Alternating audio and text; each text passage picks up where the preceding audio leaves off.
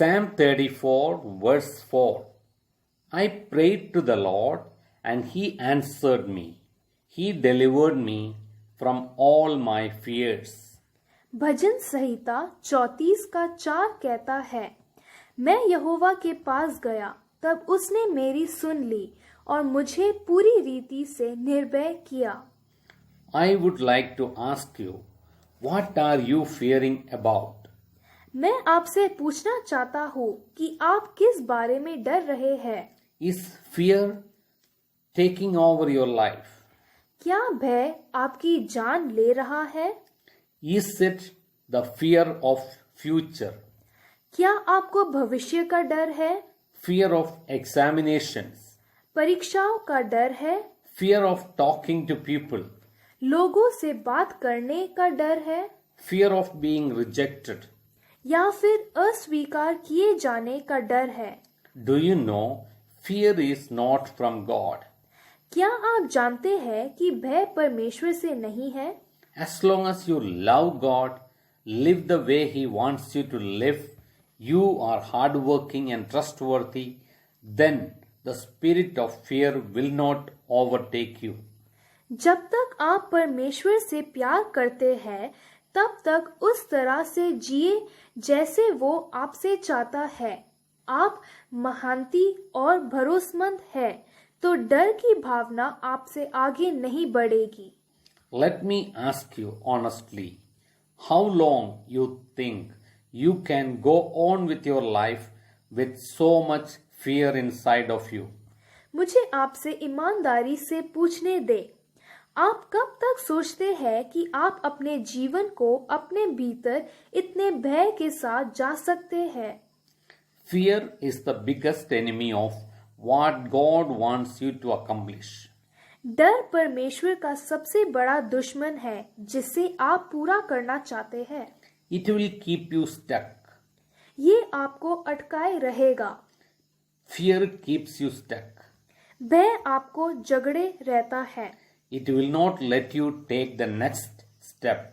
ये आपको अगला कदम नहीं उठाने देगा।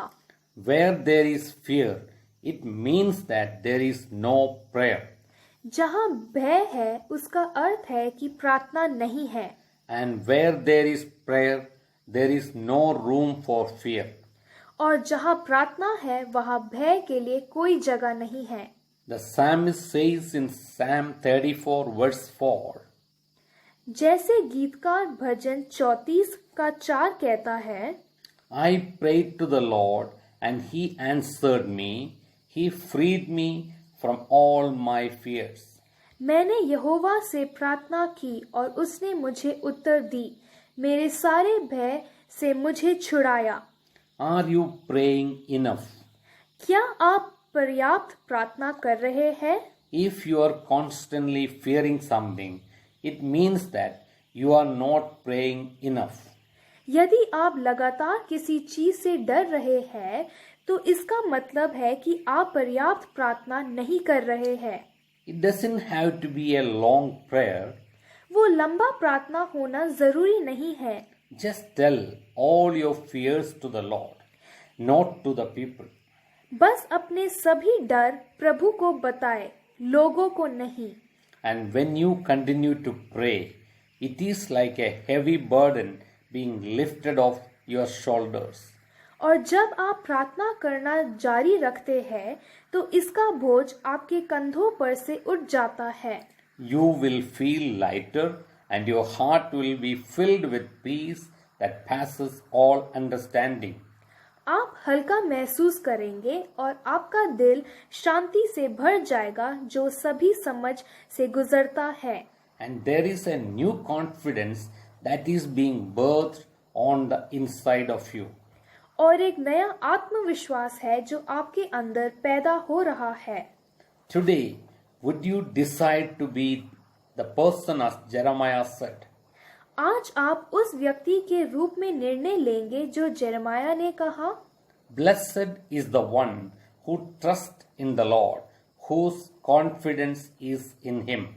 धन्य है वे जो प्रभु में भरोसा करता है, जिसका विश्वास उस पर है। Then your joy will be overpowering. तब आपका आनंद प्रबल होगा। Nothing can shake you, nothing can break you. कुछ भी आपको हिला नहीं सकता, कुछ भी आपको तोड़ नहीं सकता। Would you allow our God to be the source of your confidence today? क्या आप आज हमारे परमेश्वर को अपने आत्मविश्वास का स्रोत बनाने देंगे? At the first sign of a fear in your life, you commit it to the Lord and trust Him for deliverance. अपने जीवन में एक भय का संकेत आने पर ही आप इस प्रभु पर समर्पित करें और उस छुटकारे पर भरोसा करें। Saturate your mind with God's truth, God's supernatural promises, and begin to claim by faith this supernatural life which is your inheritance in Christ. अपने मन को परमेश्वर के सत्य, प्रभु के अलौकिक वचनों से संतृप्त करें और इस अलौकिक जीवन पर विश्वास करके दावा करना शुरू करें जो कि मसीह में आपकी विरासत है। Heavenly Father, स्वर्गीय पिता, you are worthy to be praised, and I will bless you at all times and in all places. आप प्रशंसा के योग्य है और मैं आपको हर समय और सभी स्थानों पर अनुग्रहित करूंगा। I will make my claim in the Lord, for I sought after you, and you heard my cry and answered me. मैं अपना दावा प्रभु में करूंगा क्योंकि मैंने आपके लिए मांग की और आपने मेरे रोना सुना और मुझे उत्तर दिया। In Jesus' name, Amen. यीशु मसीह के नाम में आमीन। Sam